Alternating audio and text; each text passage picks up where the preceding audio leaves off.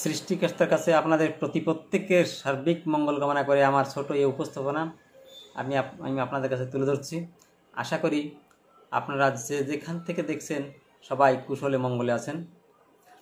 আজকে দুর্দান্ত একটি কথার সমাধান, যেটা আমরা হয়তো কেউ জানি কেউ জানি না, কেউ বুঝি কেউ বুঝি না। আমরা জানি প্রায় লোকে আমরা থাম্বনেলটা দেখে এসেছি যে কি লেখা, দেখি ভিতরে গিয়ে কি, সেই বিষয়ে একটু আলোচনা করি।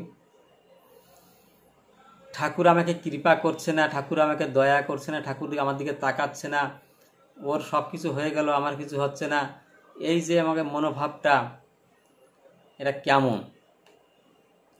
কৃপা কথা, যে একটা কথা, যে শব্দটা কৃপা, এই কৃপার শব্দটা কোত্থেকে এসেছে?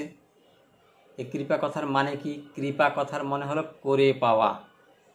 আমি কিছু করব, তারপরে আমি কিছু পাবো। যদি আমি কিছু নাই করতে পারলাম, তাহলে আমি কি করে পাওয়ার আশা করি? তাই কৃপা কথার মানে হচ্ছে করে পাওয়া।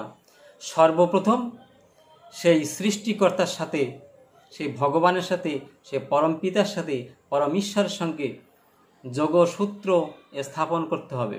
যোগসূত্র স্থাপন করতে হবে, তার সাথে একটা অটুট ভালোবাসা, অটুট সম্বন্ধ, মানে সম্পর্ক তৈরি করতে হবে। এমনটা হলে কি হবে? সব সময়ের জন্য তার কথা আমার মনে পড়বে, প্রতিনিয়ত তার কথা ভাববো, প্রতিনিয়ত তার যেটা ভালো লাগে সেই কাজটা আমি করব। মানে তিনি হচ্ছেন পরম পিতা, হচ্ছেন অসৎ নিরোধী, মানে তিনি সতে অবস্থান করেন সবসময় জন্য। তো সতে যত সময় আমি থাকবো, সৎ কথা বলবো, সৎভাবে চলবো, সৎ মানে কর্ম সবসময় করে চলবো, জনকল্যাণের জন্য লেগে থাকবো, এটাই তিনি চান। আরেকটা মুখ্য কথা হচ্ছে তার সাথে যে সম্পর্কটা অটুটভাবে আমার হবে, এই ভালোবাসাটা যত মানে সুন্দরভাবে হবে, যত গাঢ় হবে, যত গভীর হবে, তত আমি আমার কৃপাটাকে আমি অনুভব করতে পারবো, যে তিনি আমাকে কৃপা করছেন, নিজে অনুভব করতে পারা যায়। যেমন মনে করুন বাজারে গেলাম, বাজারে গিয়ে আমি অনেক কিছু কেনাকাটি করলাম, বাড়ির ছেলে মেয়ের জন্য কিছু খাবার কিনলাম, কিন্তু আমার ঠাকুরের কথাটা মনে পড়লো না। ঠাকুর, আমার বাড়িতে 5 জন আমরা মেম্বার, তখন ভাবতে হবে ঠাকুর হচ্ছে আমার গাইড করেন, তিনি আমার মালিক, তিনি আমার মুখ্য। আমি বাজারে এসেছি, তার মুখটা আগে আমার মনে পড়া চাই। আমার ঠাকুর কি খাবে, আমি তার জন্য তিনি কি ভালোবাসে, আমি কোনটা নিয়ে যাব, এই যে একটা টান, এই যে একটা ভালোবাসার টান, এটাই হচ্ছে মুক্তির টান। এবং কৃপা ওই পথ দিয়ে চলে আসে। তার কৃপা যে দীক্ষা নিয়েছে, যে দীক্ষা না নিয়েছে, প্রত্যেকের পরে একদম সমানভাবে বর্ষণ হচ্ছে, সমানভাবে বিস্তৃত হচ্ছে। কিন্তু যার সাথে যোগসূত্র আছে, যার সাথে সম্পর্ক আছে, সে কৃপাটাকে অনুভব করতে পারে। আর যার সাথে সম্পর্কটা নেই, যে তাকে জানে না, চেনে না, ভালোবাসে না, সে কৃপাটা অনুভব করতে পারে না।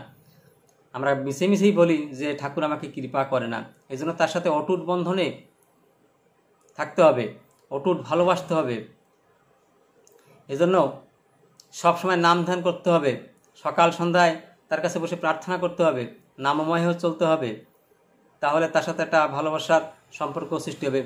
আপনি যে মতেই থাকুন না কেন, যে সম্প্রদায়ে থাকুন না কেন, তার নিয়ম আপনি ঠিকঠাক পালন করুন, দেখবেন আপনি কৃপা নিজে অনুভব করতে পারবেন। শ্রী ঠাকুর অনুকূলচন্দ্র যেমন দিয়েছেন, যজন যজন ইষ্টবিধি সস্তনী সদাচার, এটা কাটায় কাটায় পালন করলে সৎসঙ্গীরা জানতে পারবে। বৈষ্ণব ভাইদের ভিতরে অনেক কিছু আছে নিয়ম, সেগুলো মানলে তারা জানতে পারবে। এমন করে প্রত্যেকটা সম্প্রদায়ের ভিতরে যে নীতিবিধিগুলো দেওয়া আছে, সেগুলো ঠিকঠাক মতো পালন করুন এবং নামময় হয়ে চলুন সবসময়ের জন্য। এবং বাড়ির মুখ্য মালিক তিনি, তাকে ভাবতে শিখুন, দেখবেন আপনার কোথাও কিছু অসুবিধা হবে না। আপনার যত বড় বিপদ আপদ যাই হোক না কেন, কোথার থেকে কেটে বেরিয়ে যাচ্ছে, আপনি মুক্ত পেয়ে যাচ্ছেন, আপনি নিজেই ঠিক পাবেন না। এজন্য বাড়ির মালিক আপনি সাজতে যাবেন না কখনো, বাড়ির মালিক তিনি আপনাকে চালাবেন, আপনি তার কথা ভাবেন। শ্রী ঠাকুর অনুকূলচন্দ্রটা বাড়িতে বলেছেন, ভাবছো বসে চলবে কিসে, ভাববার তুমি কে, ভাববার যিনি ভাবছেন তিনি, তুমি হও তাকে। এইভাবে তাকে ভাবতে হবে এবং নিজের কর্ম ঠিকমতো করে যেতে হবে। তা দেখবেন আপনার কৃপা অবশ্যম্ভাবী হবে। নিজে যদি মালিক আমরা ভাবি, তাহলে সব গোল হয়ে যাওয়ার সম্ভাবনা বেশি। এই জন্য তার হাতে সব ছেড়ে দিতে হবে, যাকে ইংরেজিতে বলে মানে আনকন্ডিশনাল স্যালেন্ডার। তার কাছে আমার চাওয়ার কিছুই নাই, একমাত্র প্রভু তোমাকে আমি চাই। আমার অর্থ মান যশ কোনো কিছুই দরকার নাই, একমাত্র তোমাকে আমি চাই। এই চাওয়ার যদি ঠিক থাকে তাহলে আপনার কি দরকার, তিনি হচ্ছে বিশ্বপিতা বিশ্বমাতা, তিনি সব। আপনার কি দরকার তিনি সবই জানেন। এক এক করে আপনি তার কাছ থেকে পেয়ে যাবেন, কৃপা সব কিছু আপনার উপরে বর্ষণ হবে। তো সকলে ভালো থাকুন। ভিডিওটি কেমন লাগলো, যদি ভালো লাগে একটা সাবস্ক্রাইব, একটা লাইক করে দিন, ফলো করে দিন। সকলের মঙ্গল কামনা করে এখানে রাখছি। জয় গুরু।